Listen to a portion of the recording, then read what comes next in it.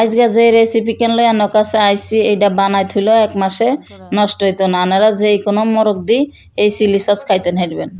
আসসালামু আলাইকুম আরাফারা ভাইয়ারা আনারা ব্যাকে কেরম আছে নাই আলহামদুলিল্লাহ নগবইন ভালো আছি।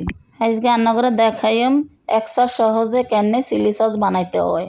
চিলি সস বানানোর লাই লইছি বড় একটা রোন আর কোগা হুনামরিচ আর ঘরে হুনামরিচ আছিল এলাই হুনামরিচ দিয়ে আনক ঘরে যদি কাঁচা লাল মরিচ থাকে তাইলে কাঁচা লাল মরিচ দিয়ে আনারা বানাইতেন হারেন। রোন আর হুনামরিচ রে ব্লেন্ডার করবেন একখানা সাবা সাবা করি মিহিন করলে চিলি সস ভালো হইতো না।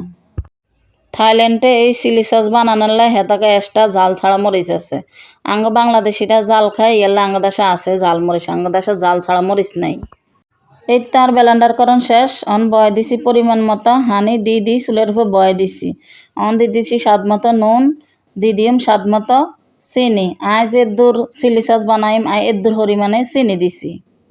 অন 10-15 মিনিট কিন্তু আয় জাল দিম যে পর্যন্ত না উতরাইব এই পর্যন্ত আয় ভালো মতো কিন্তু জাল দিতে থাকুম। হিয়ার আর কিয়া দিয়ে মানারা চান অন লইছি 200 গ্রাম দুধের গুঁড়ি পরিমাণে লইছি। যদি দুধের গুঁড়ি এগুন ডাইরেক্ট দিই তাইলে কিন্তু দলা ধরে যাবে এলা এখানে হানি দি গুলি দিতেছে। ইগো আরা ফারা বাইয়ারা চিলি সসে চিনি হয় ন আয় আরো 2 চামচ চিনি দিছি এই ডানা করে ভিডিওতে দেখাইতাম হারি নয়। আঙ্গ বাংলাদেশের মরিচের তো ঝাল বেশি এলা চিনি দেন লাগে বেশি।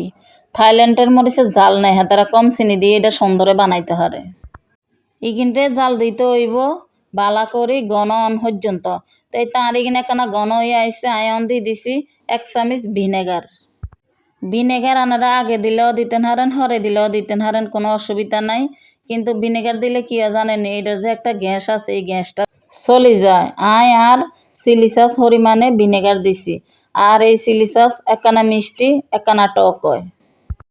আমরা ভিনেগার দেনের হরে খাইছাইন আর ভিনেগার লাগবো নি আয় খাইছাইছি আর ভিনেগার ঠিক আছে দেন। ভিনেগার দেনের হরে আয় আধা ঘন্টা ইগিন জাল দিন জাল দিলে ইন ঘন হয়ে যাব ঘন হয়ে গেলে নামা হালাইম।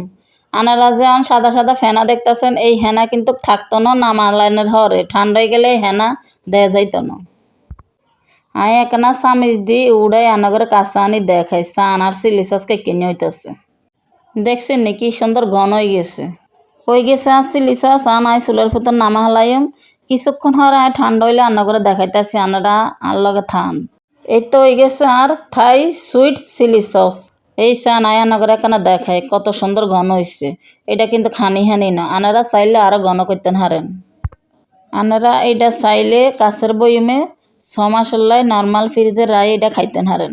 আজকের ভিডিও এই পর্যন্তই।